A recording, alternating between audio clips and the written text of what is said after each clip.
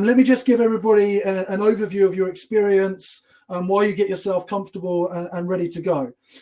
So one of the great things about supporting and promoting UK leaders is supporting a UK founded company. So Nick Shaw is the CRO of Brightpearl, and he's responsible for all go-to-market activities, including global sales, customer success, professional services, marketing, and alliances. He's previously been the GM of Semantic and was responsible for a $500 million business unit. And this also took the responsibility for cloud services and their business that they acquired, Message Labs. He's got background in startups and service companies, and I'm super excited. It's taken a while for him to get featured. So Nick, I'm going to leave you for your 7 minutes. Good luck. Thank you, James. I feel like I'm a bit underdressed compared to you. You're looking very smart and very slick today. But thank you for that. Today, I'm going to give you a quick chat about how to get sales and marketing aligned for 2021. It's a really important thing, and I just want to talk you through. So many times in my past, I've heard these kind of things. Marketing say, we get them all those leads, they don't follow them up. And if sales do close the leads, apparently it didn't come from us, it came from someone else they know. But when they don't win the deals, it's our fault and we waste so much money and we never get any feedback. And then I hear the other side where sales say, marketing never bring us any decent leads. We have to make hundreds of calls to get a decent one and they don't listen to our feedback. And some parts of this probably sound very familiar to you. Generally, quite often sales moan about marketing, marketing moan about this. And I've even had cases where it's so disaligned. And, I can talk about a case in my previous company where marketing were actually told not to help sales in a certain area because they were after digital sales and the sales team were after retail sales when I was looking after the Norton business, which wasn't great, but we managed to solve it. So what can you do? Because this is a familiar thing, and what can you do to sort this out? The first thing you can do is you need to get everybody aligned.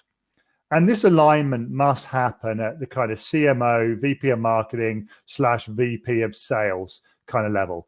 And people must get on the same page. Now, it's obviously pretty easy for me to say this in my current role because I have both sales and marketing under my remit. So it's very easy for me to say this. But actually, I still need to get those teams aligned. So the first thing you need to do is work out a joint strategy. What does sales want from marketing? Do they want leads? Do they want branding? Do they want PR awareness? What does sales actually want marketing to do? And then marketing's got to work out what they want from sales. Do we want leads? Feedback within, a time frame of, 24, 48 hours? Do we want a mechanism on quality? Do we want topics for webinars? Do we want to understand what you need from us? Once you've agreed this, and how you want to agree this, the key thing is how you're going to measure it. And measurement is one of the key things. And what I'm going to do is I want to give you a very quick overview of how we measure one area within Brightpearl, because what you have to do is you have to have proper measurement and it not be subjective. So I'll just talk to you about in Brightpearl how we do our measurement. So in Brightpearl, we measure marketing leads. They come in through HubSpot and then we go into Salesforce. We have kind of 3 different major channels, inbound, outbound, and partner. Probably pretty similar to what most companies have in the cloud base. And we kind of measure it in the following ways. How many marketing qualified leads have we brought in? And we define marketing qualified leads as someone wanting to book a demo, but everybody can define marketing leads in a different way, marketing qualified leads. You just got to work it out. And we monitor that as the first stage. We then monitor how many marketing qualified leads are converted to SQLs and the percentages on a monthly basis. Now, you can see this within Brightpearl at any stage, on a weekly basis, daily basis, but we look at it, we review it on a monthly basis. For outbound, we have a jump in generally at around the SQL level because, they've qualified it and then they go into it. We then look at kind of SQLs to SAOs percentages, and then we also look at SQL to close. Anything that's a kind of marketing lead where they've downloaded a white paper or anything like that, we look at from the overall, we look at that as a nurturing, and that just goes through a nurturing process. We then analyze things like SQL to SAO by rep to iron out individual rep issues and to look at trends and look at things like if a rep's accepting too many SQLs or SAOs. And we review this with marketing and sales, and we look at it very regularly to make sure we're all on the thing. And we look at it because there's no argument. We have an exact process of how the sales team should accept things, and therefore there's no arguments. And we empower the marketing teams to work regularly with the BDRs. So the marketing function will ring the BDRs, will have meetings with the BDR manager to understand what's going well and what's not going well. And therefore, we do that. BDRs are not a marketing function in Brightpearl. Some companies have it in marketing. We choose not to. We have it in sales. There's pluses and minuses. There's no right answer to that.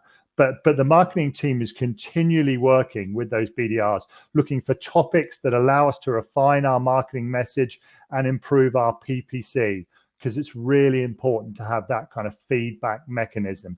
And actually, a couple of topics during the pandemic that the BDR suggested us for us to do webinars at, we did some webinars on, and we actually closed 2 deals within 60 days from that. So the feedback mechanism does work.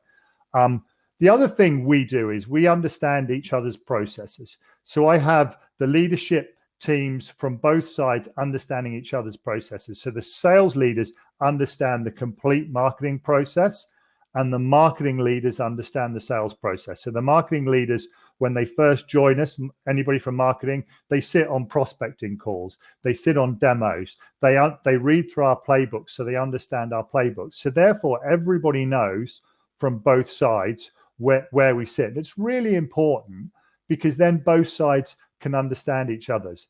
And we just review it, and we review it. And we don't always get it right, and we make mistakes. We do. Absolutely.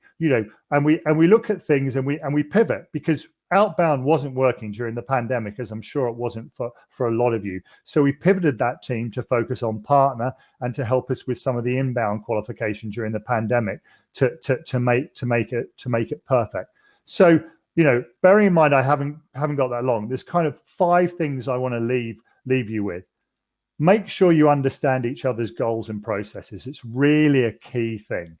Make sure the goals are aligned, which I think is so important. And if they're not, work with the relevant teams, whether it's the CRO, the chief commercial officer, the CEO, the chief marketing officer, whoever it is, to get them aligned. Review the business from each other together on both sides. And if you do that, you will get the ARR stack growing faster. There's 2 other things I think is never blame each other, just collaborate and find ways to improve. And the final thing is it's a team game. Both sides contribute to the success of the organization. And sometimes the sales teams take a little too much of the glory. Let marketing have some of the glory. It's really important from that point of view. Thanks, James. Hi, thank you, Nick. Interesting to see your points and how you've got marketing involved in understanding the process by getting close to reviewing calls. Good to hear. So thank you, Nick, and we'll invite you back for the panel later on in this event.